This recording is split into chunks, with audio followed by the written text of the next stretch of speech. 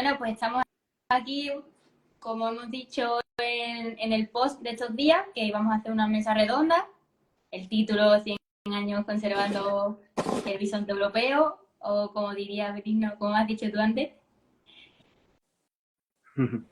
Restitución, dicen los polacos. Bueno, pues si queréis vamos comenzando para no hacerlo muy largo y voy haciendo preguntillas. ¿Vale? Muy Ya bien, estamos grabando, El ¿no? turno de respuesta ya lo veis vosotros. muy bien. Bien. ¿Vale? Estamos grabando ya, ¿no? Estamos ya... Estamos ya Digamos. recording. Vale, pues la primera pregunta va para los dos, que sería si recordáis la primera vez, aquella vez que, o sea, la imagen que tuvisteis del bisonte europeo, la primera imagen, si la recordáis. ¿Cuál fue vuestra impresión? Bueno, pues mi primer visión del bisonte europeo fue en Altamira, viendo los bisontes que pintaron los españoles hace 15.000 años. Y después, pues ya no volvimos a tener noción de que este animal tuviera que estar en España, y a mí no se me ocurrió traerle hasta el año 2000. Por lo menos se te ocurrió. Sí. Sergio. Sí, en mi caso, con el bisonte europeo me pasó como me ha pasado con la mayor parte de las especies de nuestro alrededor. Yo tenía una idea que seguramente la mayor parte de la gente de nuestra generación tiene, y es que la naturaleza no fue muy agradecida o no fue muy generosa con el reparto de especies en el continente europeo, ¿no? Pensábamos que la naturaleza era algo que estaba siempre lejos de casa, ¿no? Y a mí me pasó con el bisonte como me pasó con el oso pardo o como me pasó con el lobo, ¿no? Yo no sabía que en España había osos o que había lobos hasta que no tuve ya 15 años o 16.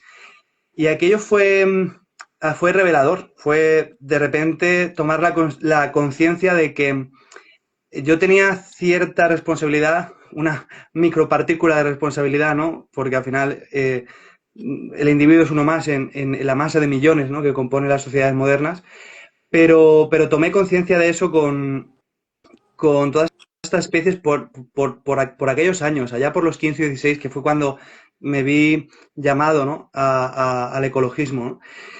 Y con el bisonte, pues tuvo que ser por esa época y desde luego no podría identificar el momento en concreto, pero sí recuerdo haber estado con Benigno viendo los bisontes en la reserva que hay en Paleolítico Vivo en Burgos y verme conmovido, ¿no?, por la majestuosidad de la especie, ¿no? La verdad que tener uno cerca impresiona, ¿eh? Si ya de lejos impresiona, en primera persona. Pero estoy de acuerdo contigo con lo de que antes de saber nada, uno piensa que estos animales tan emblemáticos y tan importantes están lejos. O sea, yo, es verdad que yo antes de saber que había aquí lobos y osos, yo lo típico que cuando era niña era Estados Unidos o zonas así como Canadá, no lo ideaba aquí. Pues Sí, yo creo que sabemos más de la fauna exótica, ¿no?, hoy día, nuestra generación sabe más que de la fauna a nuestro alrededor, y por eso quizá pensamos que la conservación tiene más que ver con ir en bici, ¿no?, por las ciudades, que también, pero cuidado, que tenemos muy cerca de casa, a unas pocas horas con el coche, lugares que merecen ser filmados y retransmitidos como documentales, ¿no? O sea que hay que tomar conciencia de eso, y el bisonte es un ejemplo, ¿verdad? Pues sí.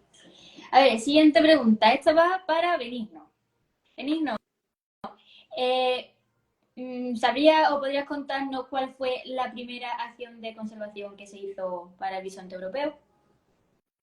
Pues sí, en 1923, Bueno, justo hace 100 años, en agosto del 23, se reunieron en Berlín un montón de personas de varios países, ¿no?, principalmente Alemania, pero también de Holanda, de Suecia, de Francia, curiosamente no de Polonia, que son los que habían propuesto la iniciativa 3 meses antes en un congreso en París.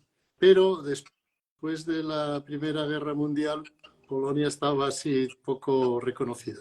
El caso es que fue un polaco el que lo propuso y fue luego un alemán el que lo organizó, ¿no? Y a partir de ahí se buscaron los ejemplares que quedaban vivos en los zoos, porque en libertad se había matado el último en 1919 o 20, porque al final de la Primera Guerra Mundial hubo un caos en la zona, los soldados estaban desperdigados, sin mandos y demás, y tenían hambre y se alimentaron de todo lo que pillaron y no dejaron ni un solo bisonte en libertad vivo, ¿no? Pero afortunadamente el zar de Rusia, que era el que tenía todos los bisontes en aquella época, hasta la Guerra Mundial, había regalado y enviado a zoos de distintas ciudades de Europa ejemplares y con ellos empezó un programa que aún continúa con un libro genealógico de tal manera que se sabe quién es el padre y la madre de cada bisonte. De los 10.500 que hay ahora sabemos perfectamente quiénes son. ¿Y por qué ese libro? Porque al ser solo, creo que no sé si una docena o 20 los que fueron los padres fundadores de la especie una vez que se había extinguido, es lo que se llama en biología un cuello de botella genético, ¿no?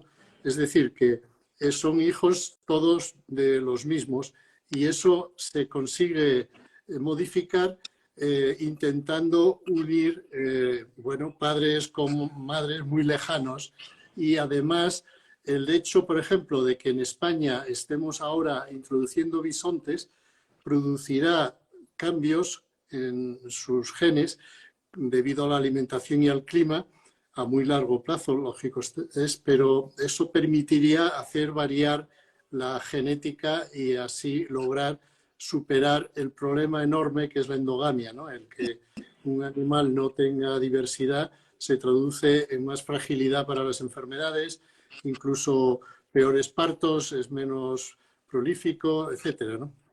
Y esa es la historia del bisonte y aquí continuamos 100 años después, unos cuantos. Que no es poco. Bueno, y esto ya es para los dos, pero sabiendo ya esta historia, la situación actual y también sabiendo que estos animales ya aparecen en pinturas rupestres, ¿cuál sería la importancia o el papel que cumple en la cultura y en la sociedad? A ver, Sergio.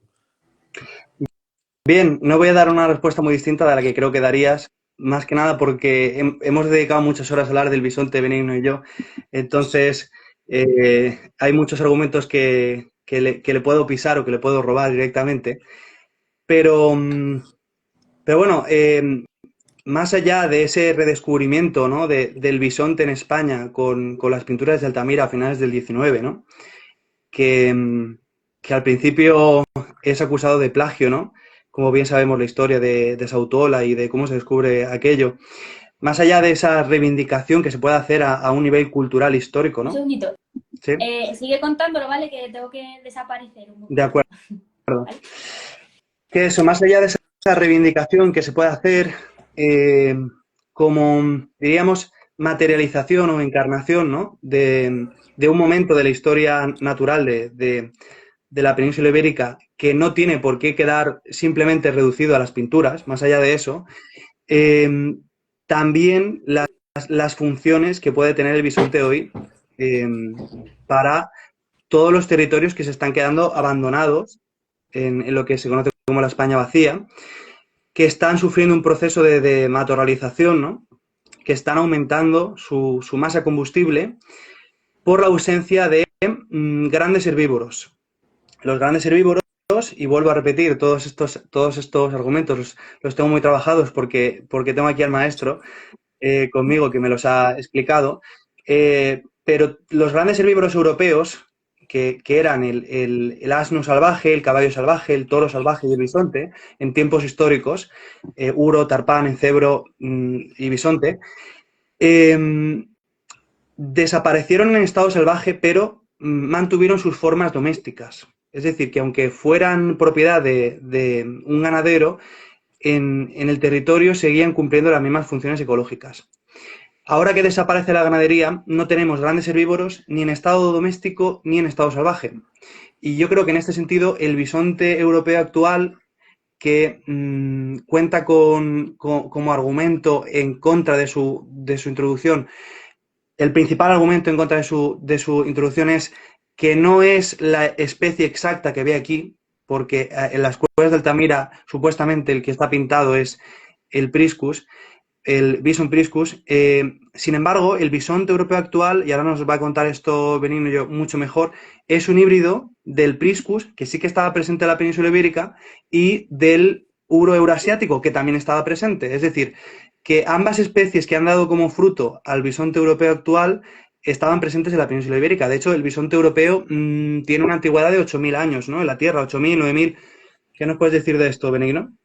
Bueno, el bisonte es el ser humano el que le va dividiendo en especies, pero es siempre el mismo animal. Eso es lo que yo pienso. Evidentemente va evolucionando y va teniendo variaciones genéticas, y si en el sur de Francia Bison priscus, que es este que dicen que había en el Paleolítico, derivó en Bonasus, y aquí no hay fósiles porque se supone que ya dejó de existir, no es porque de forma natural no se hubiera producido el mismo proceso en el sur de Francia y en el norte de España, sino que estuvimos comiéndonos esta presa. Supongo que en España el neolítico, que es la entrada de los ganaderos y los agricultores, empezaría antes que en ningún otro lugar de Europa, y por lo tanto no le dimos esa oportunidad a ese animal que todavía quedan. Bueno, de hecho ya está otra vez en España, ¿no? Pero quedaron en Polonia estos que mencioné antes, y a partir de ahí se han ido distribuyendo y ahora los tenemos en prácticamente todos los países de Europa, ¿no? Y España, por supuesto, también desde el 2010. Sí, conviene pensar, no sé si puedo hacer una pequeña Claro. continuación aquí. Conviene pensar que, como dice Benigno, tenemos evidencias de presencia histórica del bisonte europeo en Francia, en territorios prácticamente limítrofes a los Pirineos, ¿no? Que ya sería territorio compartido con España. Que esta visión también, como digo, nacional del suelo, ¿no? Esa visión más geográfica que ecológica, a veces es muy peligrosa, pero bueno, que parece un argumento débil pensar que los ecosistemas del norte, por ejemplo, peninsular, no son aptos para la presencia del bisonte europeo hoy, cuando tenemos constancia de que el bisonte ha estado habitando en estos territorios, ¿no? Tan cercanos. Y luego, hay que tener en cuenta una cosa. Si el Bison bonasus, que es el bisonte que tenemos hoy presente en Europa, es una hibridación del uro y del bisonte estepario, que se produce justo en un momento en el que la civilización está naciendo y se está produciendo sobre todo la expansión de las sociedades que conocen la propiedad privada en Europa. Es decir, empieza a haber una carga sobre el territorio que no existía antes. Hay mucha gente que plantea que ese cruce que se produce entre el Priscus y el uro eurasiático se debe a esa presión que el ser humano está ejerciendo y esa escasez que hay de estas dos especies, ¿no? Entonces, a mí me da la sensación de que hay que enmarcar a la especie no como el resultado de un mundo sin humanos, ¿no? Sino que hay que enmarcar a la especie dentro de el contexto en el que se tiene constancia de su nacimiento y tener en cuenta eso a la hora de considerarla como sustituto al uro o al bisonte estepario aquí, ¿no? Porque es el único sustituto que tenemos hoy día, ¿no? Es el último gran herbívoro europeo que ha sobrevivido en estado salvaje, ¿no? Entonces yo creo que hay muchas funciones que el bisonte puede cumplir en este sentido, ¿no? No sé si me he explicado suficientemente bien. Bueno, yo veo que estás muy centrado en el tema genético y todas estas discusiones, pero desde luego el bisonte no estamos hablando de reintroducirlo en la naturaleza como una especie salvaje, sino de utilizarlo como una herramienta de gestión del territorio sea o no sea natural de la península ibérica. Es decir, que nos da totalmente igual, ¿no?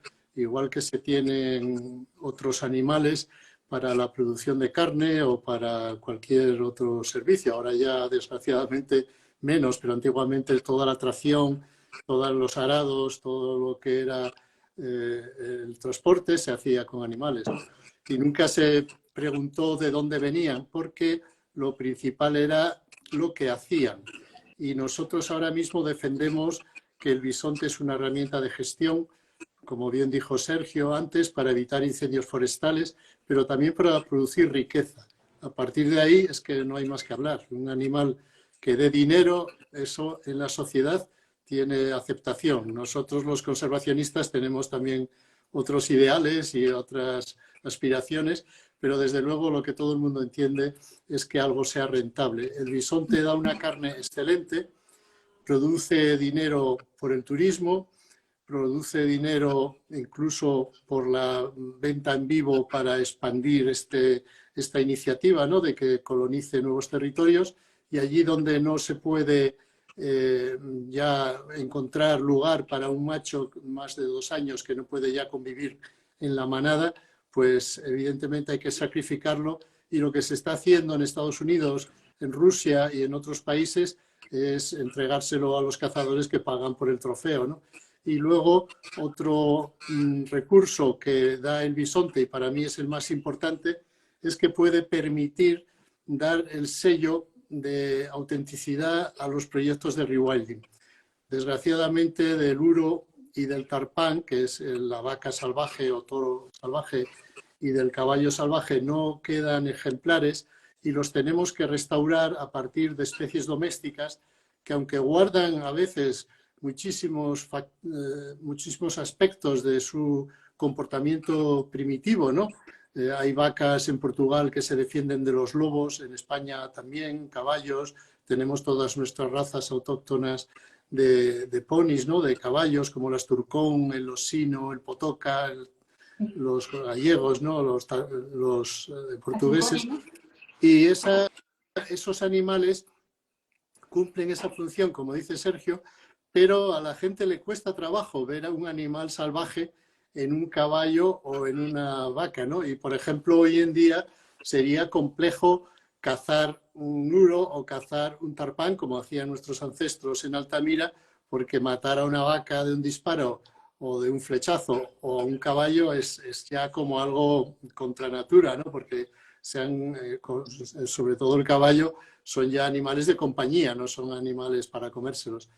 Pero sí es cierto que en el caso del bisonte, ese animal nunca dejó de ser salvaje, y Sergio lo sabe, cuando vio a los caballos y a las vacas salvajes junto con los bisontes allí en Atapuerca, pues no te cabe la menor duda, ¿no?, de que forman un conjunto clave, porque cada uno come cosas distintas y se comporta de una manera diferente, y es el conjunto de grandes herbívoros lo que permite mantener el monte a raya, ¿no?, que no crezca más de lo que tenga que crecer y no se produzcan estos incendios que ahora padecemos.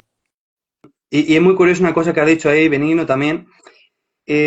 Todas estas razas de grandes herbívoros, en este caso concreto que has puesto de los caballos, por ejemplo, que están asilvestrados, que no dependen del cuidado de los seres humanos, no nos entra en la cabeza, o por lo menos a mucha gente que se muestra reacia, ¿no?, a considerar que puedan estar, por ejemplo, poblando los parques nacionales, ¿no? Pues no les entra en la cabeza que sean animales salvajes, ¿no? Pero es muy curioso hasta qué punto influye la visión cultural del animal a la hora de legitimar o no, a nivel social, si debe o no debe de estar en un espacio, ¿no? Porque hay muchos animales que hemos descubierto, ha pasado mucho tiempo desde su feralización, que se trataba de animales ferales, ¿no? Por ejemplo, los dingos, se tardó mucho tiempo en saber que eran animales ferales, ¿no?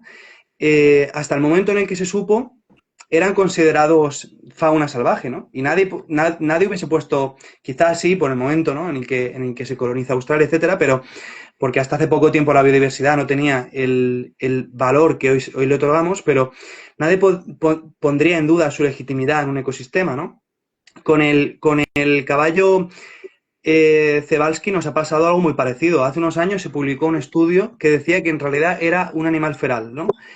Y ya había gente que parecía que para ellos se había perdido la legitimidad de esa especie de estar en el medio, ¿no? Como que había perdido esa magia o ese aura, ese valor metafísico que otorgamos a algo que dentro de la etiqueta de salvaje tiene más valor que de doméstico, ¿no?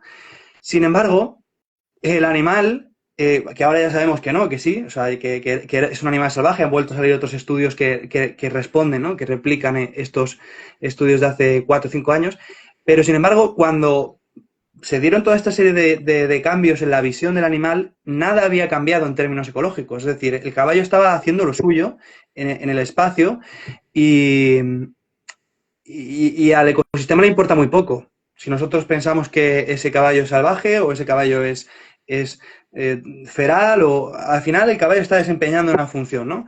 Y creo que lo mismo pasa con el bisonte, con sus detractores, ¿no? Los detractores de que el bisonte europeo actual pueda poblar la península ibérica, ¿no? Que están encajonados en esa visión cerrada, ¿no? Clasificatoria, ¿no? Taxonomista de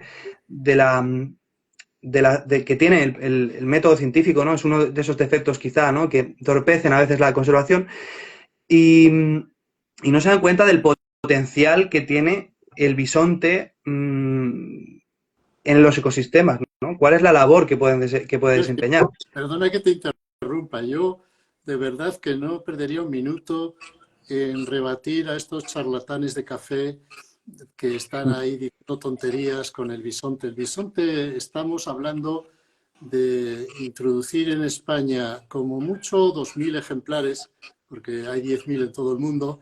Aquí ahora hay 170 y por mucho esfuerzo que hagamos y muchas fincas que consigamos y demás, estamos hablando de a lo mejor 2.000 ejemplares en 10 años, vete a saber, ¿no? Entonces, en un país donde hay 6 millones de vacas, que se esté discutiendo sobre si 2.000, en el caso hipotético del éxito y de que se lograra, ¿no? Ahora estamos hablando de 170. Molesten o dejen de molestar, es que es un absurdo tan grande que yo es que no pierdo un minuto en debatirlo, porque, insisto, este animal no está aquí como una especie que quiera reintroducir para que esté llenando todos los montes. Por desgracia, eso no es posible, ¿no? Sino que estamos hablando de utilizarlo en puntos muy concretos para que contribuir a doblar su población a nivel mundial, que el objetivo es pasar de 10.000 a 20.000, pero seguimos hablando de cifras ridículas, ¿no? Porque el bisonte, al igual que el americano, en su día se contaba por millones. En Estados Unidos se habla de que se mataron 60 millones de bisontes en el siglo XIX, ¿no?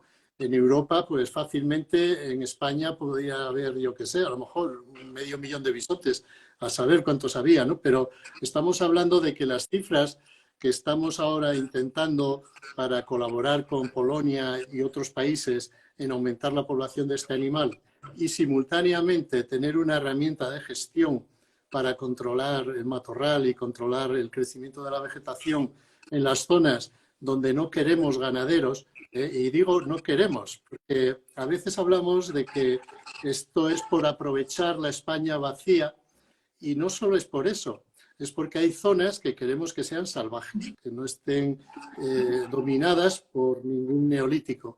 Y a partir de ahí nosotros reivindicamos, sobre todo en cotos de caza, donde esa idea que yo expreso ya lleva mucho tiempo, o sea que no soy yo el que se la ha inventado. En España hay millones de hectáreas dedicadas a la vida salvaje. Bien, es verdad que entendida bajo un concepto muy ganadero, porque ves a los ciervos en estos cercados y realmente pues parecen animales domésticos, ¿no?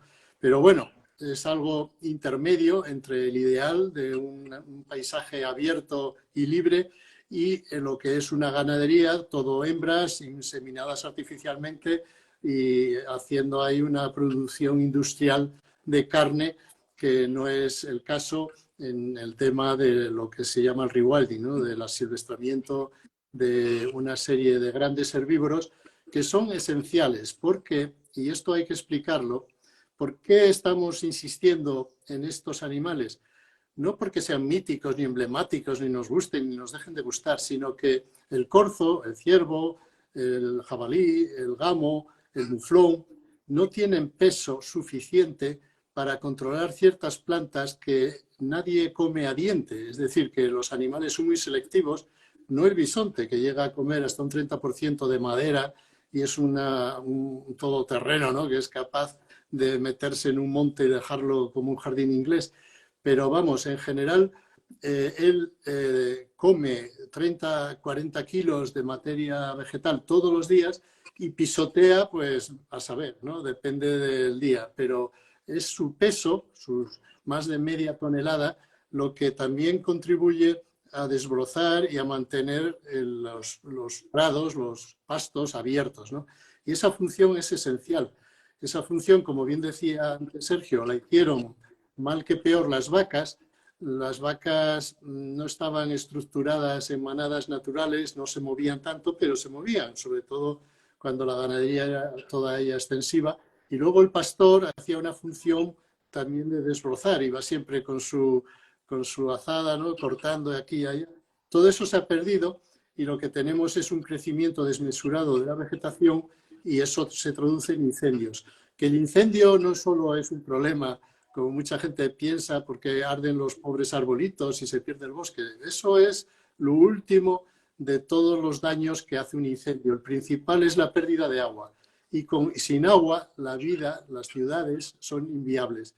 Y los embalses de los que bebemos se están aterrando allí en esas zonas donde arden las laderas y luego vienen las tormentas y todos los embalses se llenan de tierra y dejan de almacenar agua, ¿no?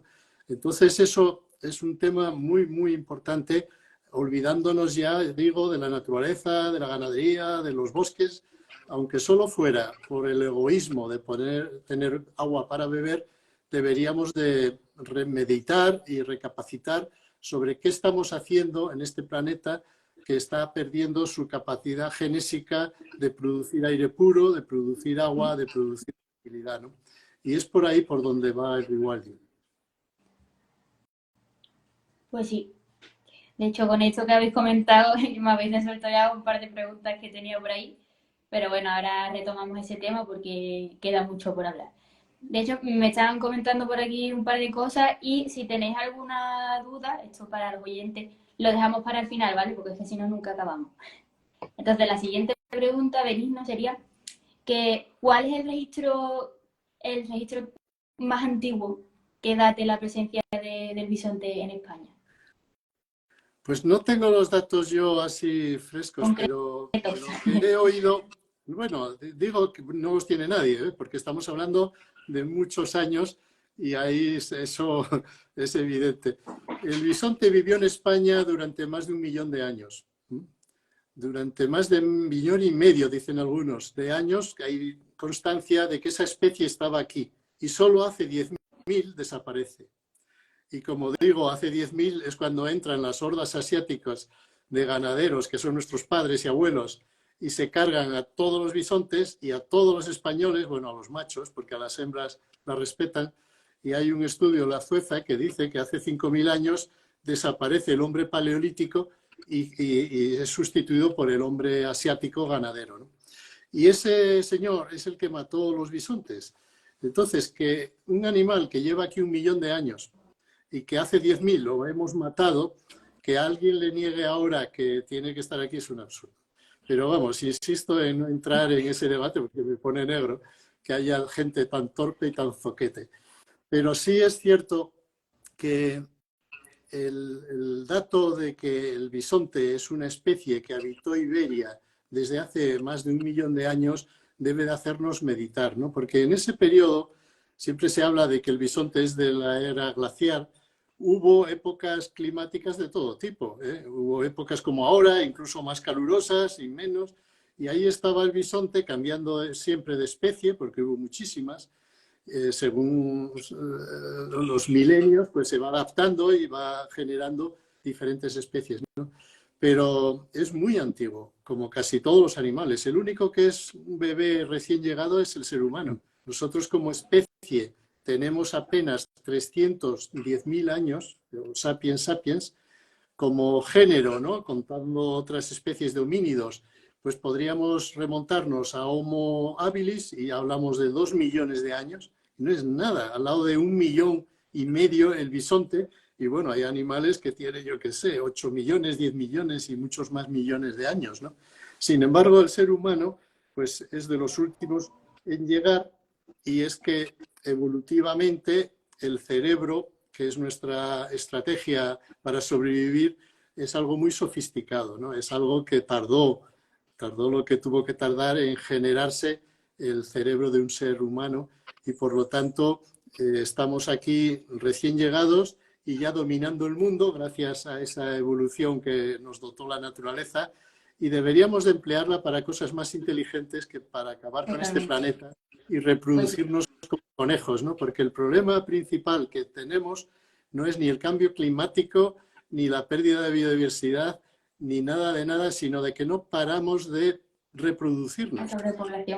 Y eso es un problema que los jóvenes tenéis que rebelaros contra las doctrinas que impone el capitalismo, las iglesias y todas las demás estafas piramidales que están basadas en generar muchos esclavos. Y entonces es posible recoger beneficios si un montón de incautos entran a trabajar y producen y mueren trabajando, ¿no? Y eso es el neolítico, y eso se tiene que acabar.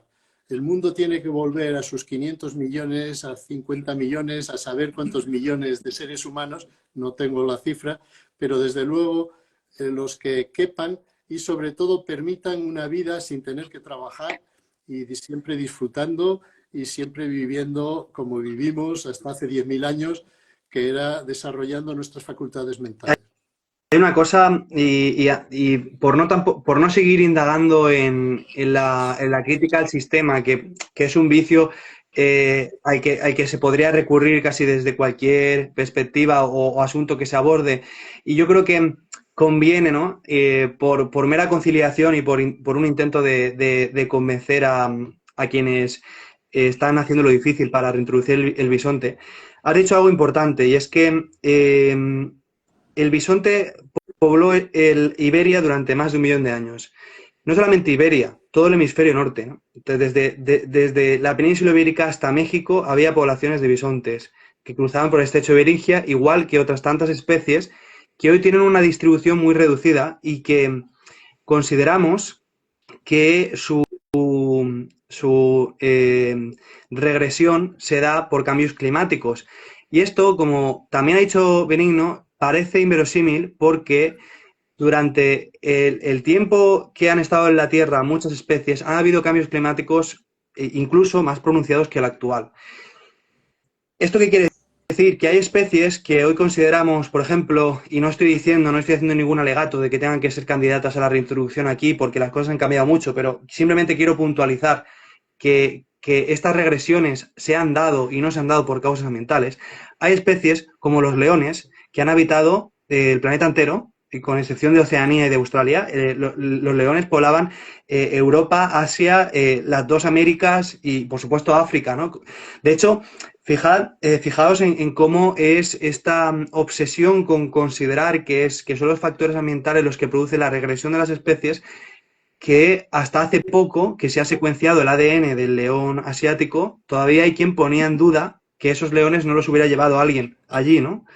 Porque es una población que se quedó aislada de un gran imperio, por así decirlo, del león a lo largo y ancho de la Tierra, ¿no? De igual forma, mucha gente cree que el oso pardo en España solo sobrevive en el Cantábrico por el clima, ¿no? Porque los condicionantes ambientales son más propicios en el norte de la península ibérica, y es posible que quizás por los condicionantes ecológicos haya una mayor densidad de osos o sea posible una mayor densidad de osos que los que podría haber en el sur, ¿no?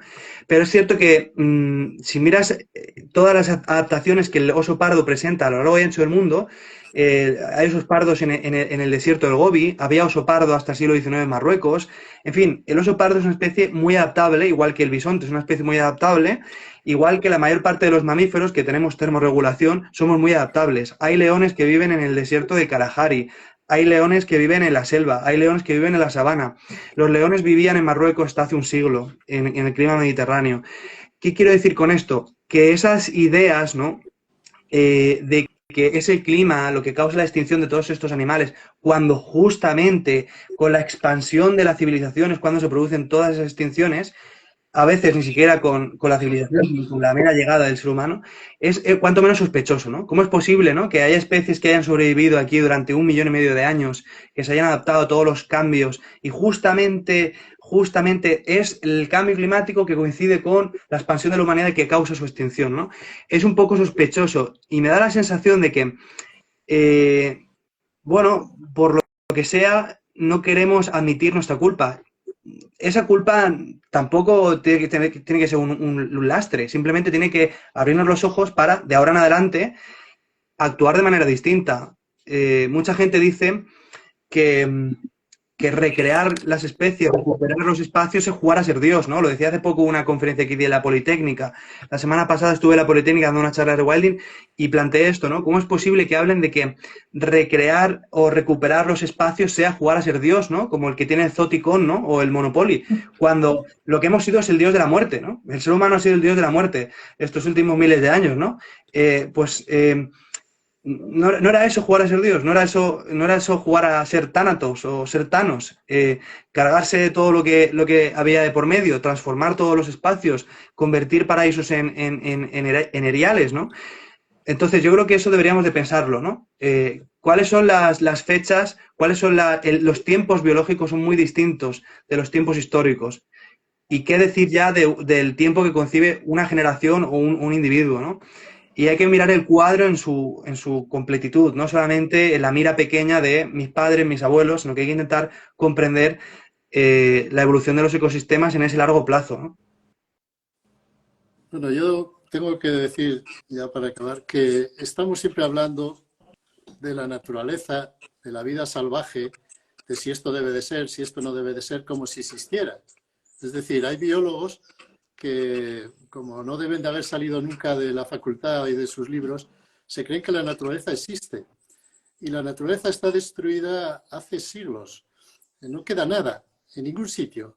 Todo está mediatizado. Los osos asturianos, los lobos, todos andan a la desbandada, donde pueden, en los basureros, huyendo constantemente, escondidos, y eso en cantidades ínfimas, es decir, que quedan por un lado 100 y pico osos, o los que hay ahora, que creo que aumentaron, pero siempre estamos hablando de cifras ridículas. El hombre ha acabado con todo, y no solo en España. Yo he vivido en África, África está arrasada. Nos venden siempre la idea, el sueño de África, ¿no? No existe. Solo hay animales en espacios muy concretos que están cerrados, los grandes parques, y te sales de ahí y no encuentras un animal, así lo busques. Entonces, una vez que el planeta ha sido destruido por el ser humano, no estamos hablando de restaurarlo, eso es imposible ya. O dejamos de ser 8.000 millones y vamos camino de 15.000, o esto es un absurdo. Estamos hablando de restaurar en puntos muy concretos, con muy pocos animales, una serie de condiciones, pero no en absoluto de querer que la naturaleza vuelva a ser, porque eso es inviable. Es decir, con la fragmentación del territorio, con todo lo que estamos haciendo, primero las autopistas, ¿no?, que han destrozado España, ahora los molinos de viento, más tarde a saber Dios lo que vendrá. Pero el ser humano es una máquina, como bien ha dicho Sergio, infernal de destruir. Y así seguimos, porque incluso en países donde hay una sensibilidad enorme, las prioridades de energía o de guerras o de cualquier otro factor hacen olvidar inmediatamente todas las buenas intenciones. Y una vez que estamos achuchados, nosotros vamos a sobrevivir como especie, una biomasa de 8.000 millones de personas, y no vamos a dudar en anular, en cortar, en esquilmar lo que haga falta. Entonces, esto debe de estar muy claro, porque si no, estamos ahí hablando de disquisiciones teóricas sobre la genética y si algo debe de estar o no debe estar. Pues yo os lo aclaro, hace décadas que ha dejado de estar. No existen en ningún lado. Quien me venga a mí a hablar alguien donde hay un lugar pristino, donde hay naturaleza, ¿no? Yo voy por Somiedo y está todo destrozado. Todo son pistas hormigonadas, nuevas vallas. Es que es la desolación, basura por todas partes, ¿no? Y eso es lo que nos queda, los lugares sagrados. Entonces yo creo que el ser humano tiene que recapacitar, probablemente nuevas generaciones lo consigan, reducir población y dejar espacio para la vida salvaje. Hay un gran ecólogo, Edward O. Wilson, que antes de morir nos dejó un testamento de que recuperemos la mitad del planeta para la vida salvaje, porque si no, la civilización que conocemos dejará de existir. Y no era un cualquiera, esta era una de las mentes pensantes más valoradas, más reconocidas, y él a sus 90 años no tenía nada que perder ni motivo para mentir, ¿no? Fruto de toda su experiencia y de todos sus conocimientos, dejó claro que o lográbamos que el planeta Tierra, al menos la mitad, recuperara sus capacidades genéticas de aire puro, de agua pura, de tierra fértil, o lo íbamos a tener muy crudo.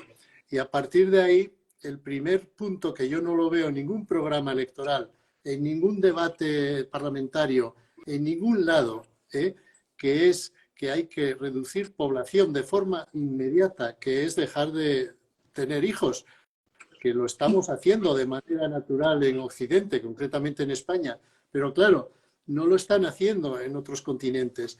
Y entonces es más que evidente que de nada nos sirve a nosotros, por motivos económicos, evidentemente, no por una reflexión, haber dejado de tener hijos si España ha recibido 6 millones de inmigrantes, que es lo que rebota la política de violación permanente de las mujeres por parte de los varones en África, en Asia, en Sudamérica y en todas partes, ¿no? Y eso es un tema que es tabú hablarlo, pero yo lo hablo sin tapujos porque es el gran problema, el que se sigue aumentando la población y con ello la demanda de energía y de materias primas. Y a partir de ahí, todo lo demás es un fariseísmo, es una farsa, hablar de conservación, hablar de defensa de la naturaleza, hablar de biodiversidad. ¿Pero de qué me están ustedes hablando? Si es que nos vamos a comer hasta las piedras.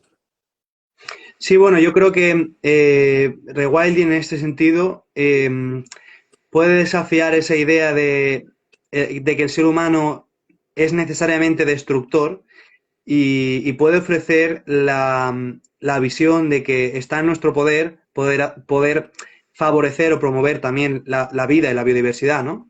Entonces, yo creo que asuntos como el de la población o discusiones un poco más profundas siempre van a estar encima de la mesa, pero bueno, sentar las bases, ¿no? Mediante estos proyectos locales, ¿no? Concretamente con el bisonte, que si bien no van a solucionar en el corto plazo el problema que tenemos con la matorralización y los incendios en España o los problemas sociales que hay derivados del abandono del territorio, etcétera, sí pueden sentar esas bases mediante la experimentación para esos futuros espacios renaturalizados. Efectivamente, el 97% de la superficie de la Tierra ya se conoce que ha sufrido cierto grado de alteración por parte de los seres humanos, incluso en lugares que hasta hace poco considerábamos que eran prístinos, como el Amazonas. Ya hemos visto, ¿no? Logramos ver hoy día con diferentes métodos de visión, ¿no? Con láseres de distinta naturaleza, en fin, no sé cómo funciona, pero se puede ver debajo de la vegetación cómo hay restos de civilizaciones en el Amazonas. Esto quiere decir que incluso aquellos lugares que pensábamos que no habían sufrido ese envite de la civilización o de o de las sociedades que conocen la cultura en general, la cultura, que conocen la propiedad privada, que conocen la ganadería, la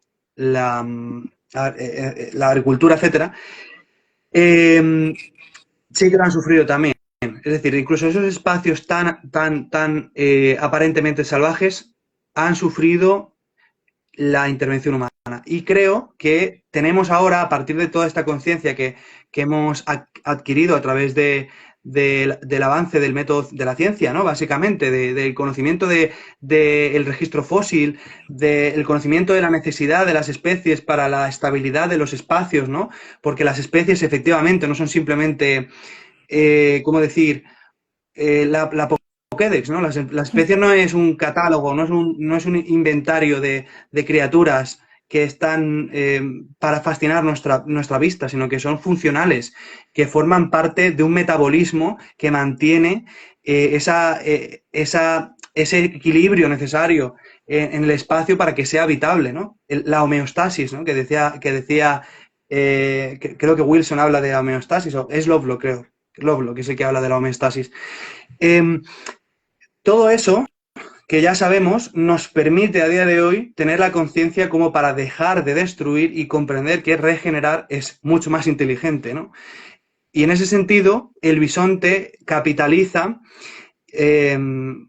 quizás en el caso del continente europeo, logra capitalizar o simbolizar por componentes que quizá no necesariamente guardan relación con la ecología, que también, sino también por su capacidad de arrastre, por la pasión que levanta el bisonte, pues capitaliza y simboliza ese proceso de recuperación. Una especie que, como ha dicho Benigno, hace un siglo tenía solo 12 individuos genéticos, el resto eran todos parientes, estaban cruzados, ¿no? Había mucha endogamia, y que ahora cuenta ya con 10.500 individuos. Es decir, es una historia de éxito, de rewilding o de recuperación. Y en ese sentido el bisonte es muy poderoso también, ¿no? No simplemente lo que nos puede deportar a nivel ecológico, que lo podría hacer quizá una vaca, ¿no? Esto ya quizá Benigno me puede corregir. También lo que Yo simboliza. tengo que aquí hacerte un comentario. Y es que el bisonte lleva 100 años de esfuerzo, ¿verdad? Pero es que cuando empezamos nosotros en España había 3.000. Es decir, en 2010, en 90 años, 87, se había logrado solo llegar a 3.000 ejemplares. Eso es ridículo para una especie que, como digo, es un herbívoro que se cuenta por millones. 3.000 vacas hay ganaderos que las tienen en el mundo. O sea que es hasta un solo individuo tiene más animales parecidos al bisonte que todos los bisontes que había hace tan solo 17 años.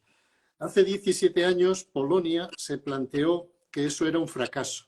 Es decir, que haber logrado en 90 años llegar a 3.000 ejemplares de un animal como este era un fracaso. Y se plantearon duplicar la población y triplicarla, y entonces empezaron a exportar animales a toda Europa y nos propusieron a los españoles que, dado que aquí tenemos grandes espacios, cosa que ya no tiene Centro Europa, contempláramos la posibilidad de establecer unidades de cría de animales que luego a lo mejor van a Polonia o a Rusia y vienen de Rusia aquí. Es decir, que hay un cruce ahí del árbol genealógico clave que lleva la UICN, bueno, lo lleva un organismo polaco, pero en nombre de la UICN, y eso es lo que va a permitir que en lugares muy concretos se pueda gestionar el campo con este animal. Pero insistimos que estamos hablando de llegar como mucho a lo mejor a 30 o 100 sitios de toda España, ¿no? Que cubrirán, pues no sé, si son 2.000 bisontes los que podríamos aspirar a tener, multiplícalo por 20 hectáreas, estamos hablando de muy poca superficie del país, ¿no? Y es muy desgraciado que, por ejemplo, el debate de resilvestrar el toro salvaje, el uro, no esté sobre la mesa, porque si con el bisonte no lo podemos conseguir porque no hay materia prima, sí lo podríamos conseguir con el uro y con el tarpán, ¿no? Conseguir que España vuelva a tener su 1 millón o 2 millones de grandes herbívoros salvajes que evitarían, como digo, estos grandes problemas de la pérdida de agua debido a los incendios, generarían riqueza, seguirían generando carne salvaje para aquellos que les guste, porque dentro de 5 o 10 años la ganadería estará extinguida y solo comeremos carne de cultivo celular.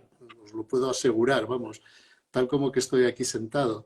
Entonces, el que le guste el chuletón, pues podrá aspirar a comerlo si esta idea del rewilding prospera. Si no, no sé qué ocurrirá, la verdad, porque nunca en la historia del planeta Tierra hubo un solo momento en el que hubiera vegetación sin, bueno, excepto al principio, ¿no? Cuando empieza la vida, pero hablo de los últimos millones de años, sin grandes herbívoros que la controlaran. Y afortunadamente la ganadería, como dijo Sergio antes, cumplió esa función en los últimos 5.000 años, pero es que ahora está a punto de desaparecer por una competencia feroz que es la producción de proteína artificial, ¿no? Y si eso prospera y se impone en el mercado por cuestiones económicas, que es la que manda, pero también por cuestiones éticas y por muchas otras cuestiones, porque esa carne puede ser muy saludable, ya que al ser de manipulación genética, pues puede llevar la medicina que necesite tu cuerpo para superar cualquier problema, pues eso hará que el mundo natural esté ausente de grandes herbívoros. Y eso no puede ocurrir. Sean domésticos o sean salvajes, tiene que haberlos. Y eso es lo que yo veo que los grandes pensadores, los políticos, la gente que está hablando todo el día, no me cuenta. A mí nadie me dice, tenemos este plan. Y estos reservorios que vamos creando, ya hay 10 de bisontes, de uros tenemos solo 2, pero esperemos poder seguir creciendo. Yo ahora mismo me encuentro en una finca donde tenemos caballos salvajes y estamos intentando generar unos mínimos, ya que el Estado y los partidos políticos y la gente que dice que trabajan por nosotros no lo hacen, pues ir generando unos núcleos, unos reservorios que el día de mañana por lo menos estén ahí para que si hay que tomar la decisión de ampliar esto a más lugares, se puede hacer. Como os digo, pasar de 0 o de un medio centenar a 3.000 se tardó 90 años. Luego, ya con 3.000 fue relativamente sencillo pasar a 10.000 en menos de 12, 15 años, ¿no? Y ahora nos planteamos pues pasar de estos 10.000 a 20.000. Y a España le podría tocar, como os digo, pues 1.000 y pico animales, ¿no? Estamos hablando de ridiculeces a nivel ganadero o a nivel de volumen, pero es lo más que podemos hacer las 4 personas que estamos trabajando en esto en España, ¿no? Porque no somos más. Sí. Yo creo que es una oportunidad que, y no sé si quieres decir algo, Lola. No, que intentéis acortar porque si tuviéramos 10 horas de directo, pero esto Sí, al poco sí, sí. se corta, entonces. Pero vamos, suéltalo, suéltalo. Sí, que tenemos que aprovechar esta oportunidad, tenemos que intentar sumarnos a los programas que están haciendo de traslado de bisontes, intentar fijar a una población en la península ibérica, sobre todo porque creo que la restauración ambiental hoy día, habiendo superado esas antiguas distinciones entre la naturaleza y la cultura, que como hemos dicho, por suerte o desgracia, han desaparecido, vivimos en un mundo postnatural, no vivimos en un mundo en el que podamos identificar ciclos ecológicos claramente, diríamos, intervenidos o por lo menos manchados, por así decirlo, por la intervención humana. El objetivo, pienso yo, de la restauración ecológica, y piensa la gente que suscribe las teorías de rewilding, es recuperar la autonomía de la naturaleza. Y para recuperar la autonomía de la naturaleza tenemos unas ciertas herramientas. Para recuperar los grandes herbívoros en Europa, el único candidato que queda salvaje es el bisonte europeo. No tenemos otro.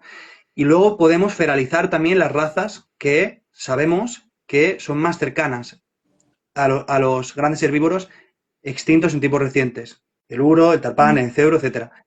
Y en ese sentido, yo espero, de verdad, que sepamos hacerlo. Espero que sepamos promover la biodiversidad y no destrozarla de aquí en adelante. Eso es lo que Me gusta, y concretamente en el caso del bisonte, aprovechar esta oportunidad. A ver si es verdad. Bueno, Bueno, Lola, ¿no tienes más preguntas? claro que tengo. Esta es muy curiosa para los dos. El bisonte, ¿qué sería? ¿Aliado o enemigo del lobo europeo? ¿De quién? Del lobo europeo. Voy Uy, a subir ibérico. Del lobo. A El ver, Sí, lobo. bueno, del lobo sí. el lobo es el mayor amigo que tuvo el ser humano nunca, ¿no? De hecho, por eso tenemos el perro, claro. Durante miles de años, el ser humano cazó mano a mano a los bisontes utilizando al lobo para que le condujera a las trampas, porque se cazaba básicamente con trampas. La gente tiene una idea de que los hombres paleolíticos iban por la vida pegando flechazos y, bueno, la flecha es muy reciente, la zagalla, que es otra herramienta, pues difícilmente puedes matar un bisonte con una zagalla, lo puedes rematar una vez que ha caído un agujero o que está a tu merced. Yo a veces se me va la olla y pienso que incluso el ser humano tenía una relación mística con los uros, con los tarpanes, con los bisontes y los sacrificaban como los curas sacrifican a Dios en la misa de los domingos, de una manera muy muy sofisticada, ¿no? Muy cerebral, muy de tener una relación con lo que estás haciendo muy profunda. Y no me cabe la menor duda de que la domesticación viene de la transgresión, de esa capacidad del ser humano de decirle a un uro, necesito transformarte en mí y te voy a comer. Y a partir de ahí sacrificarlo, como se hace el sacrificio de la Santa Misa, con un respeto y una veneración y una sacralidad como solo los que creen hacen cuando comulgan, ¿no? Y ingieren a Dios. Y eso son palabras mayores. Es decir, que yo no sé si la gente creyente se da cuenta de la trascendencia que tiene ese acto, ¿no? Porque está probablemente anclado en nuestra raíz, en nuestra capacidad de, gracias a nuestra superinteligencia que hemos perdido, eso sería motivo de otra sesión de estas en otro día en Instagram, qué fue el ser humano, a dónde llegó y en qué nos hemos convertido. Y yo estoy convencido de que probablemente aquella gente no cazaba, sino que transformaba la energía de un organismo a otro con una sofisticación que también lo hacen los depredadores. Un león no mata si no tiene hambre, o si la presa corre más, ni se molestan en echar a correr detrás de ella. Sabe perfectamente qué animal debe de comer y en qué momento, ¿no? Y el ser humano con su cerebro, pues no te digo nada. Entonces yo pienso que nosotros, el tema de la caza y de la relación con los otros seres vivos para transformarlos en nuestra carne, los superaremos con la tecnología. No habrá que sacrificar a nadie y probablemente todos los bisontes y todos los uros y todos los tarpanes queden para los lobos o para los osos o para los depredadores o para morirse de viejos y que se los coman los buitres. Pero el ser humano ya no necesitará depredar, salvo que no logremos esa armonía y ese mundo pristino, que no creo que lo logremos, y a partir de ahí siempre va a necesitarse una intervención del ser humano para controlar las poblaciones, para mantener los niveles máximos de capacidad, etcétera. Y todo eso es lo que habrá que debatir en un futuro, ¿no? Pero vamos, yo pienso que la tecnología nos va a permitir recuperar nuestras capacidades y a partir de ahí el lobo se beneficiará del bisonte porque será una gran aportación de proteína para un animal que necesita comer carne, igual que lo será para el oso pardo y para todas las carroñeras, ¿no? Sí. Sí, habrá que ver qué serie de efectos en cadena, ¿no? Se producen con el bisonte, qué nichos se crean en estos espacios en los que hace mucho tiempo que no hay presencia de bisonte. Y eso lo sabremos en el momento en que empecemos a verlo, ¿no? Porque, por ejemplo, allí donde tengo constancia que hay bisontes, en la península ibérica no hay, bueno, están cercados, ¿no? O no hay presencia de oso, por ejemplo, ¿no? Entonces, eso será cuestión de verlo, ¿no? Bueno, en Palencia sí que hay oso muy cerca y no sabemos si entra o no en el cercado, porque los Mm. cercados no son impermeables a la fauna, ¿no? Entran los lobos, entran de todo. Pero es cierto que aún no tenemos estos grandes herbívoros salvajes en las zonas con depredadores. Y es una de las metas que nos proponemos lograrlo. Pero justo donde hay grandes depredadores, los ganaderos se resisten a tener cambios porque les va bien tal como están y no hemos logrado meter bisonte en Asturias, ni en Cantabria, ni en ningún otro lugar donde quedan osos. Vale. En cuanto a la guerra de Ucrania, ¿cómo está siendo afectado el bisonte? Pues mira, yo no fui consciente de qué es la guerra de Ucrania hasta que hace 10 días o 15 fui a Polonia, a Bielorrusia, que está en la frontera con Bielorrusia, y me detuvo la policía 7 veces y los militares una, armados con metralletas, tapada la cara con pasamontañas, vestidos de camuflaje, eso en Polonia. Yo no pasé a Bielorrusia más que unos metros por aquello de decir he pisado Bielorrusia, pero casi me cuesta la vida.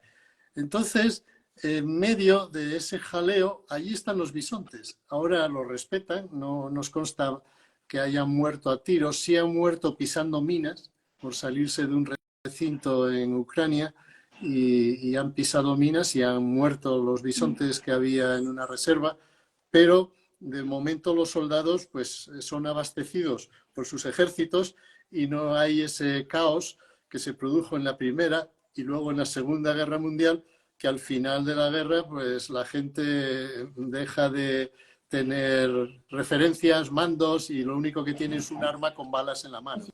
Entonces la gente roba, viola, mata y también se come los bisontes. Y eso no es, espero que no se llegue nunca en la guerra de Ucrania, pero lo vi y lo vi muy cerca, ¿eh? Yo cuando unos militares me encañonaron con una Kalashnikov que se llama y no me dejaban mirarle la cara, solo se les veía los ojos, ¿no? Y decía, yo esto va en serio, esto no es ninguna broma. Entonces yo pienso que la guerra de Ucrania nos ha devuelto a una realidad de cómo somos los neolíticos, de que por un trozo de tierra podemos llevar el mundo al desastre, ¿no? Y lo estamos llevando y no sabemos dialogar, ni negociar, ni ver cómo deben de solucionarse los conflictos de una manera pacífica y diplomática, ¿no? Que es negociando. Y creo que ahí es la lección máxima que hay que sacar. Y el bisonte, otra vez en medio, el pobrecillo. Ahí, la mayor población de bisonte en libertad está justo en las zonas de conflicto, entre Bielorrusia, Rusia, Ucrania y Polonia.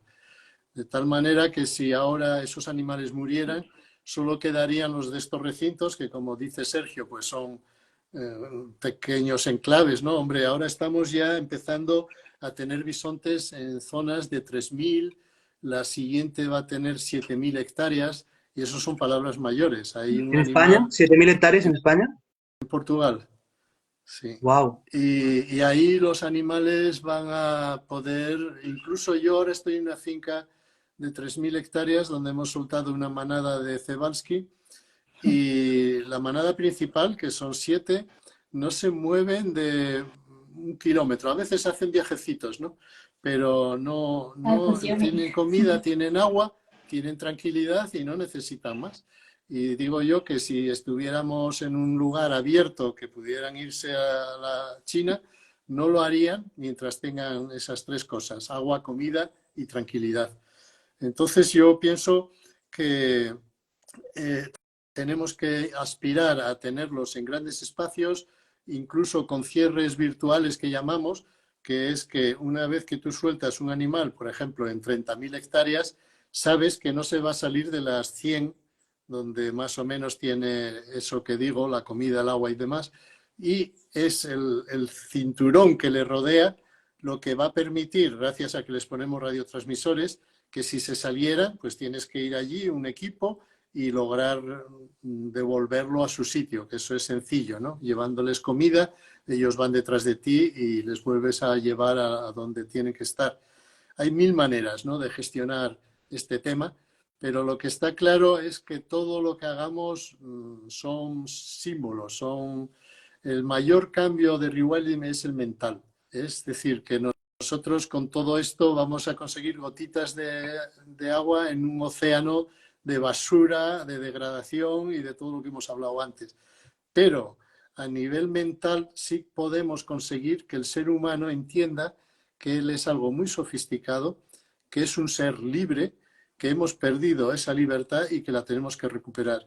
Y a eso nos pueden enseñar los lobos, los osos y los bisontes. En el caso de Ucrania, y por dar una información que me parece relevante, muy al margen ya de lo que has dicho, ¿no? De que Ucrania de alguna manera nos hace recordar que seguimos viviendo en un mundo donde existen otros bloques culturales y políticos con otros intereses distintos a Occidente. Occidente llevaba mucho tiempo pensándose que ya se había apoderado del mundo y que habíamos conquistado la paz, ¿no?, permanente, y que no nos iba a salpicar nunca más algo así como la guerra, ¿no? Y eso nos está forzando a reinterpretar muchas cosas. Creo que Ucrania, espero que sepamos gestionarlo, pero creo que deberíamos de aprender de eso. Y por otro lado, algo que decía Benigno tanto al comienzo como ahora, en las guerras mundiales los bisontes estaban en medio y evidentemente no eran ninguna prioridad, muy a pesar de que bien sabemos que estaban los Heck, ¿no?, y otros tantos alemanes que estaban obsesionados con el bisonte porque pensaban que simbolizaba el espíritu alemán y todas estas movidas, pero quitando esta gente que tenía estas obsesiones, el bisonte estuvo, nunca fue una prioridad cuando las cosas se pusieron complicadas. Y lo mismo está pasando ahora en Ucrania, que es un país donde hasta hace unos siglos había antílope saiga, ¿no? O había incluso tigre, ¿no? Había tigres en Ucrania, en la Edad Media, ¿no? Y que ahora, cuando ha comenzado la guerra, vemos que, por ejemplo, Chernóbil, que era una región que se había renaturalizado, porque no puede habitar el ser humano básicamente ahí, porque los niveles de contaminación atómica, ¿no?, son muy altos, de radioactividad. En Chernóbil había una población estable de bisontes. Yo no sé qué habrá sido de los bisontes de Chernóbil. No he leído ningún estudio, porque también está la cosa como para ponerse a mandar científicos a Chernóbil, ¿no? Ahora. Es una zona fronteriza con Bielorrusia, muy cerca de Rusia. Bielorrusia es un aliado, ¿no?, de Rusia. Pero desde luego, allí, que era un territorio muy grande, estamos hablando de, creo que eran, ¿cuánto eran? 300.000, bueno, no me acuerdo, 300.000 hectáreas, bueno, una burrada, el territorio que se quedó, que se ha despoblado después del accidente nuclear. Ahí hay caballo Cebálski, hay bisonte, hay alces, hay osos, hay lobos, es decir, una región que ha probado en el pleno corazón de Europa que si dejas a la naturaleza ir a lo suyo, rápidamente alcanza de nuevo su homeostasis, ¿no?, su equilibrio, su salud, ¿no? Y sería muy interesante, yo no sé si tú, Benigno, en el Congreso de los 100 años por la conservación del bisonte, has escuchado algo de la zona de Chernóbil y de las poblaciones de bisonte en el norte Sí, de Ucrania. sí, sí. ¿Qué se ha Allí dicho? ¿Qué se ha dicho? todos, los bisontes están todos controlados. A pesar de las guerras, la gente que está metida en esto no huye y están allí. Y solo en una reserva rompieron los carros o lo que fuera, las alambradas que los protegían, se salieron los machos, que las hembras no se fueron. Pero hubo unos cuantos machos, supongo que jóvenes, que suelen ser los que se buscan la vida y tienen que dispersarse, se salieron y pisaron un campo de minas y creo que murieron unos cuantos, pero vamos, que es una información confusa la que hay al respecto, pero solo hay una reserva de las más de 150 que habrá en Europa que ha sido afectada por la guerra. En Chernobyl, los biólogos que están allí no nos dicen que haya habido problemas de ningún tipo. Pero vamos, podríamos intentar confirmarlo porque eso todos los meses debe de ir cambiando. Muy bien. Venga, Lola, dispara. Bueno, pues esta pregunta va Yo, para Lola, Sergio. estoy quietecito, como ves, porque tú te mueves y en mi ordenador sales biselada, como hacen en las televisiones digitales cuando se pierde la imagen. No sé si los demás lo veis así o soy yo que tengo mala cobertura, pero estoy en el campo. Sí, está Así, yo pixelada. lo veo yo así. Sí, ¿Ah, al sí? mover, Mm. Ah, yo me veo... Bueno, vale. yo me veo muy bien, pero claro, es porque me veo Y tú por mi estás bien aparato. enfocado. Sí. Venga, Pues la cuenta. pregunta es, Di. es una pregunta para la especie, pero se puede generalizar en verdad. Sergio, ¿se preocupa la juventud por el bisonte? Pues sí, hombre. Hay muchos chicos ahora, Mismo. justo este fin de semana, estuve con 2 ingenieros de montes, un veterinario y ahora hay todo un grupo de veterinarios jóvenes de una promoción de mentes brillantes que se quieren ir a vivir a una idea que yo ya deseché, que es crear poblados de teletrabajadores que se dediquen a estudiar y a seguir y a controlar a los bisontes, a los uros, a los tarpanes, a los osos, los lobos, viviendo en poblados en plena naturaleza. Es decir, tenemos que conseguir que a esa gente que tiene una misión, o sea, que es además temporal, puede ser por medio año, por un año, por lo tiempo que uno firme un contrato, puedan vivir en majadas donde vivían los pastores o donde vivían los guardas forestales, los guardas de caza, y ellos han retomado esa idea. Yo lo que pasa es que ya he perdido la energía para sacarla adelante, pero si ellos lo hacen, van a contar con todo mi apoyo. Y hay mucha gente joven ilusionada por vivir al margen de esta sociedad de consumo, de falta de horizonte, de falta de emoción. Porque no es vivir aislado, no es volver al mundo rural ahí a hacer queso y lana y vivir apartado. No, no, es vivir en el epicentro de la sociedad de la información y dirigirla. Ser la gente que genera la inteligencia artificial, la realidad virtual, todo el Bitcoin, lo que haga falta. Nada de estar aislados, sino dirigir el mundo desde los espacios naturales y lograr imponernos. Es decir, que no podemos consentir que 4 ignorantes nos estén gestionando el planeta. No puede ser. La inteligencia tiene que despertar y tomar las riendas. Yo pienso que será un híbrido entre inteligencia artificial y los jóvenes, que tenéis mucho más en la cabeza que los ordenadores, y a partir de ahí crear un nuevo mundo. Pero esto con mucha urgencia. Es decir, aquí hace mucho tiempo que la palabra revolución está en desuso. En mis años jóvenes la teníamos todo el día En la en la boca. mente, ¿no? Que había que cambiar las cosas. Y vosotros tenéis que saber que en vuestro caso ya no es cuestión de ideologías como eran aquellos años, ahora es cuestión de supervivencia. Y ahí, como bien decía Sergio, cuando una especie ve en peligro su supervivencia, no hay barreras, no hay nada que la impida hacer lo que tenga que hacer. Y la especie humana está un poco adormecida, pero hay muchos jóvenes que no lo están. Sobre todo los que trabajan en el mundo digital, tienen las cosas muy claras y van a por todas. Y esa es mi esperanza, que esa gente tome las riendas y nos ponga en vereda a todos los vejestorios, que no hacemos más que molestar, dañar y hacer que esto no prospere. Sergio, Sí, ¿algo sí, que comentar? pues sí, a mí me gustaría hablar desde mi experiencia, porque no sé, una persona como Benigno, que se mueve en muchos ambientes ecologistas a lo largo y ancho del país, cuál ha sido su impresión de cómo ha evolucionado la implicación de los jóvenes en la conservación desde que él empezó hasta ahora, ¿no? Pero mi experiencia personal es cuando yo estuve pocos años de militante, pero lo hice siendo muy joven, y éramos muy pocos jóvenes, éramos, concreto, regulares, éramos 3 4 de menos de 30 años. En una asociación en la que había a lo mejor 150 o 150 y pico miembros, ¿no?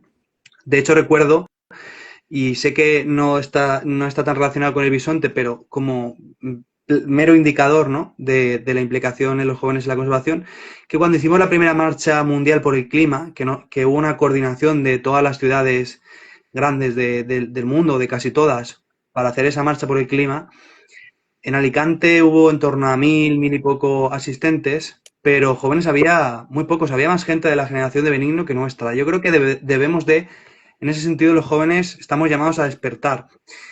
No sé si es porque por la facilidad que nos da las plataformas online de mostrar nuestra conformidad o disconformidad con algo, ¿no? Un tweet o un story, que no salimos nunca a las manifestaciones y no visibilizamos. Bueno, es curioso, ¿no? Porque luego para el día de la diada o cosas así, ¿no? De temas de política de otra índole, sí que hay una implicación de los jóvenes, ¿no? Sí que sí que están dispuestos a desplazarse y tal, pero veo que quizá debemos de construir un relato que sea más motivador para nuestra generación sobre la necesaria renaturalización que debemos de llevar a cabo en las siguientes décadas, empezando ya, porque la situación es alarmante, ¿no? A nivel climático y en otros tantos sentidos, pérdida de biodiversidad, etcétera, ¿no? Y, y quizás el bisonte es una de esas especies que, si bien arrastran por su capacidad simbólica, luego también sirven como especie paraguas, ¿no? Especie paraguas, porque su protección implica que grandes espacios sean protegidos también.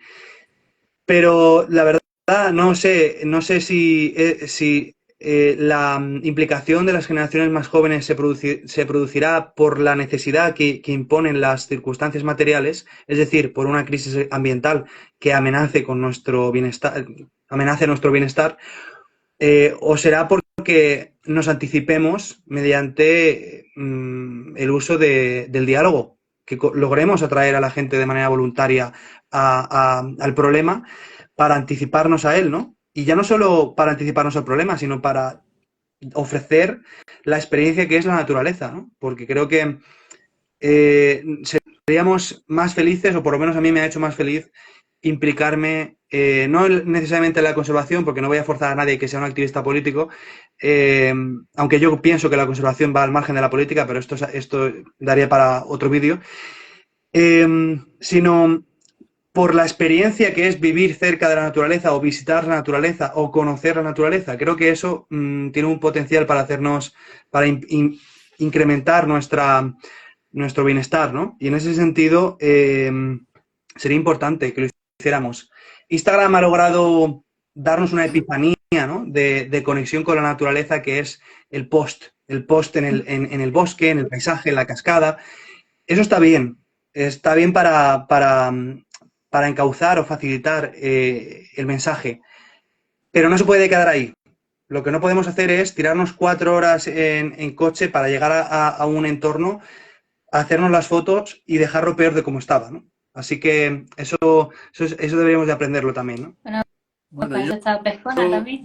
tengo que acabar diciendo que yo antes mencioné que el rewilding y la conservación de la naturaleza no va de animales, no va de volver a tener un bisonte, un osito o lobos, o no. No va incluso de que tengamos lugares bonitos a donde ir, no. Es algo mental, está en nuestro cerebro. Es cambiar del neolítico a algo nuevo. Yo no digo volver al paleolítico porque nunca seremos capaces, no porque sea algo arcaico, sino porque no podemos mentalmente. Pero algo que, bueno, yo llamo el biolítico. Entonces, la juventud está haciendo la revolución y la están haciendo sobre todo las mujeres. Los cambios brutales que hay en las relaciones del varón, del macho, con las hembras, con las mujeres, es algo alucinante para una persona de mi edad vivir lo que yo he vivido. Y no solo hablo en la España en la que la mujer con la pata quebrada estaba en casa cocinando para el macho, sino lo que vivía en África, ¿no? De las mujeres como objetos de esclavas sexuales. Todo eso en los últimos 10 años ha sufrido un cambio tan brutal, que es lo que hace que se esté tambaleando el neolítico. Los machos, los varones, que son los que han introducido la domesticación, porque la domesticación no solo fue de las vacas y de los caballos y de las cabras, fue de las mujeres y de los niños, de las mujeres humanas y de los niños humanos. A los niños y a las mujeres se les esclavizó por parte del patriarca, del varón. Y eso ha durado 5.000 años. Y eso se está derrumbando. No tanto en los niños, que siguen siendo manipulados y vapuleados y machacados en las guarderías y en las escuelas y con los sistemas de enseñanza del siglo XIX que nos están dando, pero la mujer, que ya tiene más capacidad de reacción y de organizarse, ha reaccionado. Y el tema no es cuestión de feminismo, no, es cuestión de la guerra contra el neolítico, contra el patriarcado, contra el macho dominante. Y eso es una batalla que se está dando y que es revolucionaria y no es violenta, es simplemente porque la mujer con sus capacidades está ocupando todos los puestos de mando. Tú vas a un hospital y el 90% de quien te atiende son mujeres. Bien, es verdad que el director sigue siendo un varón, porque el patriarcado todavía está ahí y hay que lograr erradicarlo. Pero cualquier otra actividad de abogados, de médicos, ya lo he dicho, de la enseñanza, en cualquier lugar que vayas, es que es todo mujeres. Y yo pienso que eso es un cambio revolucionario, porque la mujer tiene muy claro que ella no nació para ser una esclava, que es un ser libre y es un ser muy capaz. Y lo que ahora tenemos pendiente es que los niños puedan recuperar su infancia y dejarnos de prepararlos para esclavos con unos sistemas de enseñanza arcaicos que lo que hacen es ponernos orejeras y convertirnos en unos seres unidimensionales, ¿no? Entonces yo creo que sí que la juventud está reaccionando, porque todo eso nos llevará, una vez que se alcancen esos niveles, a valorar lo que es nuestro entorno, a saber respetar a la vida, a los seres salvajes, porque si empezamos a aprender a respetarnos a nosotros mismos, y no digo nada a los géneros, bueno, solo hay uno, a las mujeres, ¿no? Que no lo hemos hecho nunca, hemos sido siempre machistas, con un comportamiento asqueroso, y eso yo pienso que es un paso revolucionario, que de la mano de eso vendrá todo lo demás. Y luego está el tecnológico.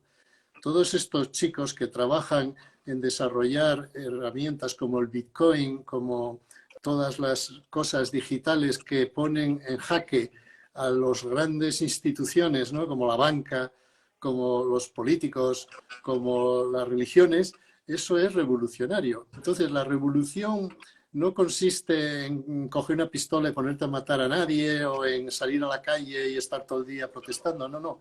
Consiste en tomar el poder. Y el poder hoy se toma de esa manera, que es desarrollando tus facultades y ocupando los lugares de decisión. Desgraciadamente, la gran mayoría de las mujeres, a medida que van alcanzando puestos de mando, van adoptando posturas y comportamientos del varón. O sea que eso es un problema que hemos tenido en muchas otras facetas, ¿no? Del ecologismo, que cuando alcanza niveles superiores de organización se transforma como en un ministerio y se pierde esa militancia y esos idealismos del principio. Pero yo creo que esos son derivas que son normales que se produzcan, pero llegará un momento en que sea imposible el que esta sociedad que vivimos, de consumo, despilfarro, absurda, siga existiendo, porque habrán hecho la revolución las mujeres y los niños. Bueno, yo creo que nos hemos ido un poco del tema del bisonte. Y bueno, sí, suscribo gran parte de lo que acaba de decir Benigno ahora. Claro que me parece que debemos de también atender a qué implicaciones hay en esas transformaciones sobre el propio sistema cultural y su estabilidad, porque al final, así como en un ecosistema, cuando tú quitas una especie hay una reacción en cadena, cuando tú te pones a transformar la estructura social y política de un sistema, hay una reacción en cadena. Hay factores que son codependientes, es decir, los sistemas actúan en forma de red y, y quizás ciertas transformaciones que están ocurriendo van a tener efectos que desconocemos. Creo que situaciones como las que hemos hablado, ¿no? La tensión que se genera en el frente de Ucrania, por ejemplo, nos hacen ver que tampoco podemos renunciar del todo, ¿no? A ciertas actitudes que debemos de mantener por la mera supervivencia, ¿no? de la sociedad. Pero bueno, estos son temas que digo, van al margen del tema del bisonte, que es de lo que deberíamos de estar hablando, ¿no? No, no, yo insisto en que el bisonte es solo un símbolo de lo que está produciéndose en nuestras mentes, de un cambio brutal de entender quiénes somos, que somos seres libres y que el bisonte es un ser libre y por lo tanto es un ejemplo y un símbolo de lo que debemos de ser. Pero el cambio ecológico está dentro de la especie humana, no está en que haya más o menos, porque desgraciadamente eso se acabó, ya no está. Y entonces todo tendrá que ser ya virtual. Y algún día, que espero que sí, algún día la especie humana recapacitará y con que tengamos un hijo cada pareja, la población mundial se reduciría a la mitad en una generación. Y si eso continúa, en 3 generaciones podemos volver a los 1.000 millones. Cuando éramos 3.000 millones, Félix Rodríguez de la Fuente, las Naciones Unidas, los ecologistas que nos reunimos en la Asamblea de Cercedilla en el 77, decidimos que eso era inviable.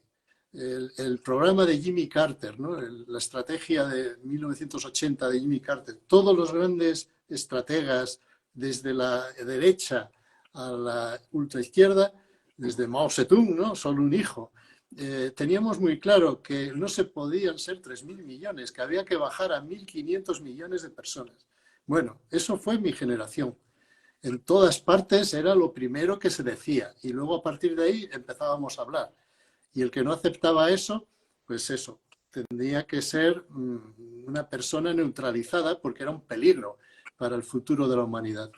Ahora no, ahora nadie habla de eso y somos 8.000 millones. Es decir, si ahora levantaran la cabeza todos aquellos ideólogos que hablaban de que no podíamos ser 3.000 millones y que había que ser 1.000 millones de personas para que el planeta no explotara por falta de recursos, por falta de energía, y simplemente, aunque se inventen nuevas fuentes de energía y logremos optimizar los recursos, es que a partir de una cifra hay una densidad de personas que es inviable. Yo no puedo ir a ver águilas imperiales con 1.000 personas a la vez. Necesito una forma de entender la vida y la naturaleza de mucha mayor armonía, ¿no?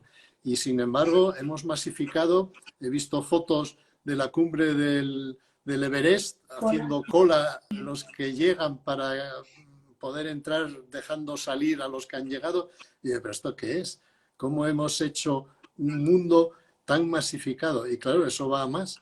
Y parece que estás en contra de la especie humana cuando dices estas cosas, y quien está en contra de la especie humana a punto de que es un peligro y habría que neutralizarle es el que declare que no hay límites en el crecimiento de la humanidad, ¿no? Porque es como si de repente dijéramos que no hay límites en el número de lobos o en el número de vacas, ¿no? Y que pueda haber 5.000 millones de vacas. Pues no, mire usted, en España caben 6 millones malamente. Si fueran salvajes, cabrían 2. Y no caben más. Y eso cualquier ganadero lo tiene clarísimo. ¿Cuál es la carga ganadera de sus prados? Él sabe que puedes tener una vaca cada 2 hectáreas donde hay buen pasto y cada 5 o 6 donde hay mal pasto. Y sin embargo nosotros no. Nosotros somos unos monos que nos hemos... Bueno, eso motivo, como dice Sergio, de otro debate, de quién introdujo en nuestra mente que hay que reproducirse hasta llenar la Tierra, incluso Marte y Júpiter, ¿no? No sé a dónde querrán llegar algunos. Bueno, lo dejo, que si no, esto se alarga. No, pues ya vamos terminando, porque para rematar iba a deciros que, bueno, a los oyentes le comentéis dónde podemos ver contenido que habéis creado vosotros hablando de bisonte. Bueno, pues yo mandé a imprenta la segunda edición de un librito que hablo de estos esfuerzos Ahí está. y en el que en esta segunda edición meto un capítulo hablando de la explosión demográfica, de cómo Rumanía está logrando llegar a ser el paraíso porque de forma natural, nadie lo forzó, emigraron 2 millones de rumanos y han pasado de 20 millones a 18 millones de habitantes en los últimos 15 años. Y todas esas zonas de los Cárpatos que se han quedado vacías porque no eran rentables, no es porque nadie malévolo los echara, no eran rentable la ganadería. Ahora Rewilding Europe y otras grandes organizaciones están haciendo el sueño de los sueños, que es recuperar la Europa pristina, y probablemente eso genere un turismo de alta calidad tipo el de Galápagos o el de Bután o el de Okavango, de gente, por desgracia, muy adinerada que se lo pueden permitir. Y en mi visión, que no va por el turismo ni por supuesto el poder económico, sino de que pudiera ser el lugar para habitar con teletrabajadores que quieran vivir en la naturaleza. Lo va a lograr esta Rumanía. ¿Y sabéis a dónde se han ido los 2 millones de neolíticos ganaderos que, como no era rentable su labor, dejaron hueco al rewilding? Están ocupando la España vacía. Y yo no estoy en contra de la migración porque soy inmigrante. Mi padre lo fue durante 21 años en Alemania y yo mismo durante 10 trabajando en las fábricas. O sea que a pesar de que me dedico a escribir, he trabajado y sé lo que es una cadena de montaje. Y creo que la migración es algo consustancial al ser humano. En el Paleolítico éramos nómadas y no teníamos naciones. Éramos 10 millones en todo el mundo y nos movíamos. El cambio climático no era problema porque si se enfriaba España te ibas a África y si se derritía el hielo en el norte pues te ibas a Suecia. No era problema, no había fronteras, no había estados, no había naciones, no había etnias, el ser humano era uno y entonces éramos pocos, nos entendíamos. Eso todo se perdió y ahora lo tenemos que recuperar. Y yo pienso que el hombre o reconduce a lo que fue, porque así fuimos durante cientos de miles de años. No estoy hablando de una tontería de un momento, no. Es la constante del ser humano que solo se perdió en los últimos 5.000 años. Perdón. Entonces todo eso se está acabando gracias a la tecnología y creo ya para acabar que será la inteligencia artificial la que nos imponga absolutamente todo lo que acabo de decir. Porque es cierto que el ser humano está atrapado, es muy difícil que salga del bucle en el que está metido, pero la inteligencia artificial no está en ningún bucle.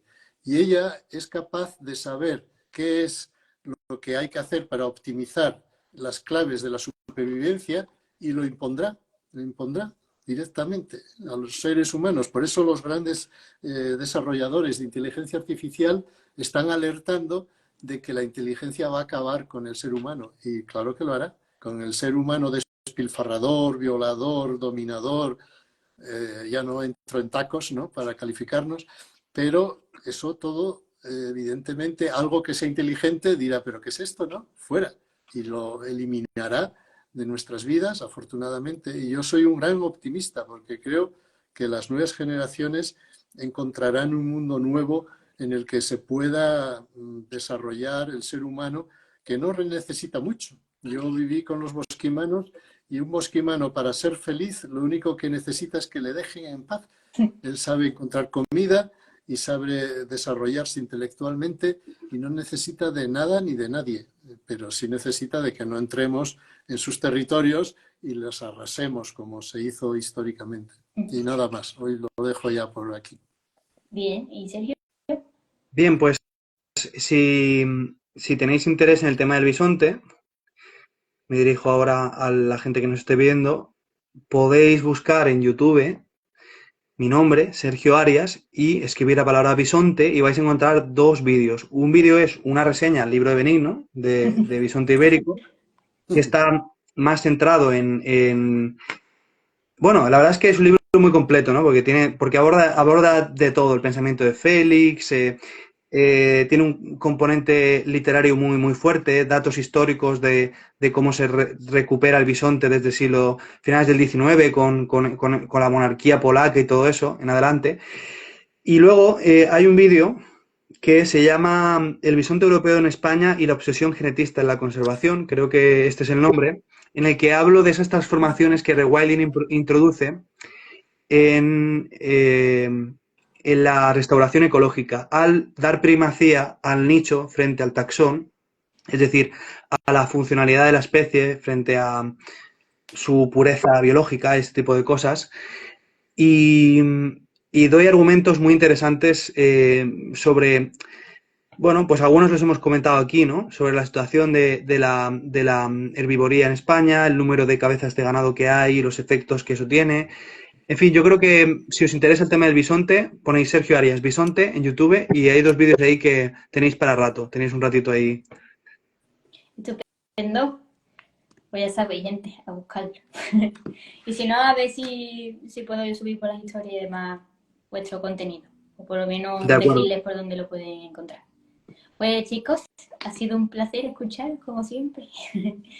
Y muchas gracias por prestar este ratito y muchas gracias a los que están escuchando y se han quedado desde un principio a escuchar a vosotros y esas maravillas que habéis dicho. Bueno, pues gracias a Gracias, ti. Claro, que aquí Lola. hay un tema que, bueno, da para 8 directos más, la verdad. Como Pues sí. poco. Ya habrá oportunidades. Así que Adiós. nada, muchas gracias y que vaya muy bien a todos. Un abrazo, saludos para todos. Saludos. Chao, Adiós. buenas noches. Adiós.